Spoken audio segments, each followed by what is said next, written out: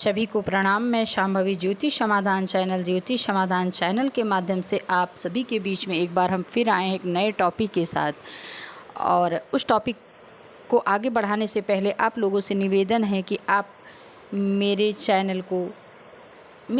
Channel में आए हुए वीडियो को लाइक कर दीजिए, शेयर कर दीजिए, सब्सक्राइब कर दीजिए।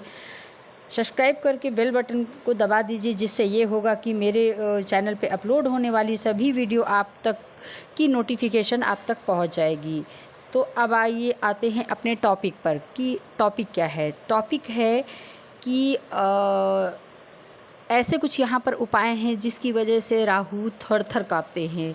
कहने का मतलब है कि राहु बहुत ज़्यादा डरते हैं। और अगर आपके कुंडली में कहीं से राहु की महादशा, अंतरदशा या गोचर से आप किसी तरह से प्रभावित है, तो उस प्रभाव को, उस नेगेटिविटी को, उस नकारात्मकता को, उस भ्रम को, उस इनकॉन्फिडेंस लेवल को आप इस उपाय से दूर कर सकते हैं। और ये उपाय आपके ऐसे उपाय हैं कि इतने सटीक हैं कि इन उपाय करने के बाद ये उपाय कभी खाली नहीं जाते हैं। ज्योतिष में राहु एक पापी ग्रह और छाया ग्रह है जो जीवन में उथल पुथल मचा सकता है और नकारात्मक प्रभावों के कारण बुरी आदतों को बढ़ावा दे सकता है। लेकिन एक मजबूत स्थिति में यह प्रखर बुद्धि समाज में मान सम्मान, यश दिलाता है। राहु से संबंधित समस्याओं से बचने के लिए सच बोलना, सादगी में जीवन जीना और शनि के दिन काला तिल, लोहा, सरसों का तेल जैसी वस्तुओं का दान करना बहुत ही लाभप्रद माना जाता है। राहु और केतु को ज्योतिष में छाया ग्रह कहा गया है जो जीवन के उतार चढ़ाव को पैदा करते हैं। और ये पूर्व जन्म के भी जो पूर्व जन्म में जब हम मृत्यु को प्राप्त होते उस समय जो हमारी इच्छा होती है दबी हुई, उसी इच्छा, उसी भाव में राहु अपना स्थान ग्रहण करते और उसी को याद दिलाने के लिए राहु केतु हमारी कुंडली में आते हैं। हमारा पुराना जन्म, हमारा प्रारब्ध। यदि कुंडली में राहु पीड़ित है तो व्यक्ति कोई बुरी आदतें विकसित हो सकती हैं, जीवन में कई नकारात्मक परिणाम आ सकते हैं।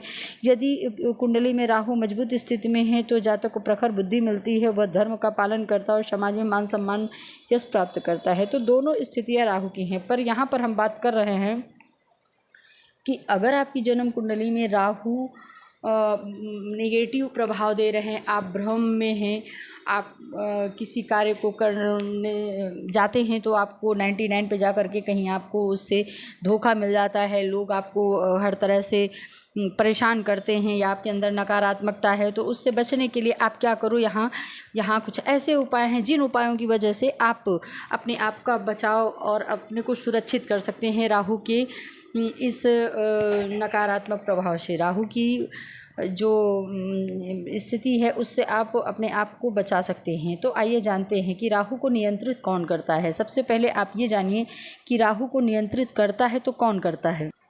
सबसे पहला ग्रह है राहु को नियंत्रित करने का, सबसे पहला ग्रह है सूर्य। अगर सूर्य आपकी कुंडली में बहुत अच्छा है तो आप अपने आत्मज्ञान मतलब प्रकाश, जहाँ हमारा ज्ञान है, जहाँ हमारा प्रकाश है, वहाँ पर अंधकार टिक नहीं सकता, क्योंकि राहु अंधकार है, भ्रम है।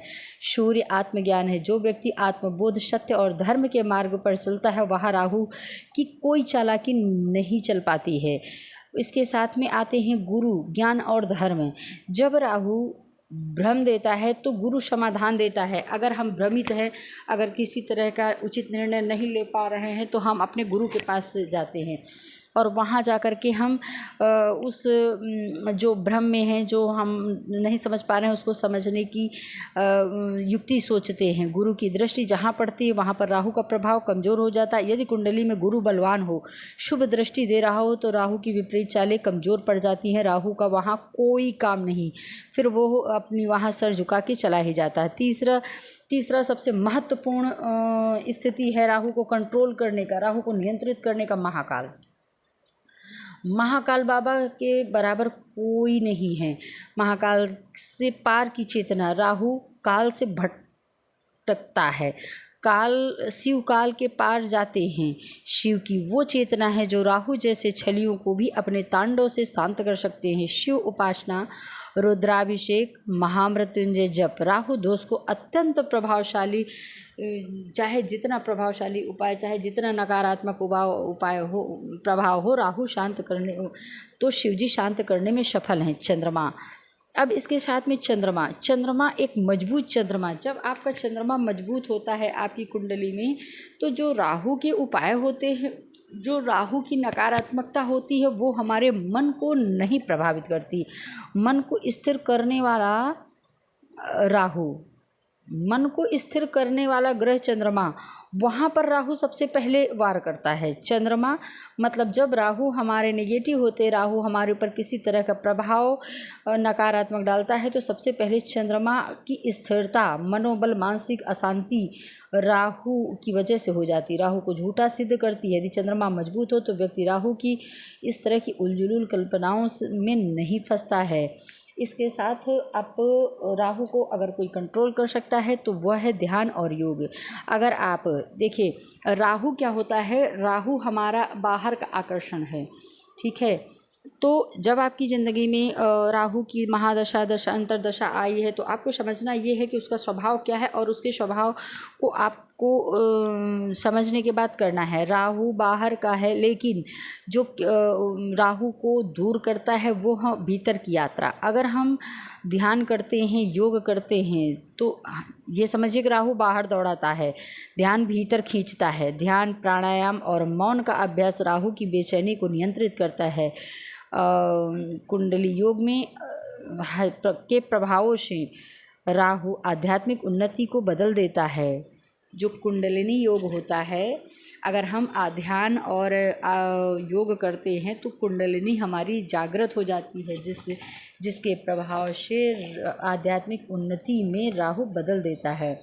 अब यहाँ पर ये समझिए कि राहु सबसे पहले जो हमें ग्रहण करता है, हमें जो परेशान करता है, वो सबसे पहले हमारे मस्तिष्क को जकड़ लेता है। जो हमारा सिर है, जहाँ पे हम बिंदी लगाते हैं, जहाँ पे टीका लगाया जाता है, उस मस्तिष्क को राहु सबसे पहले ग्रहण करता है।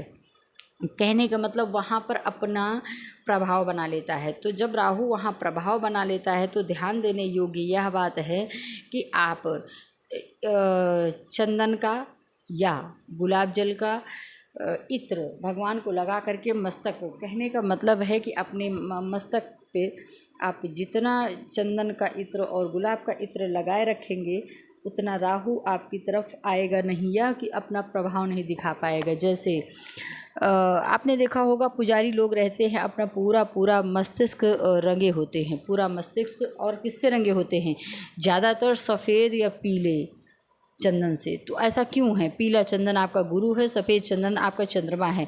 तो यहाँ पर चंद्रमा को जब बलि कर लेते हैं या गुरु को बलि कर लेते हैं, तो वहाँ राहु, जहाँ ज्ञान है और जहाँ मन की शांति है, वहाँ पर राहु भटक ही नहीं सकता है।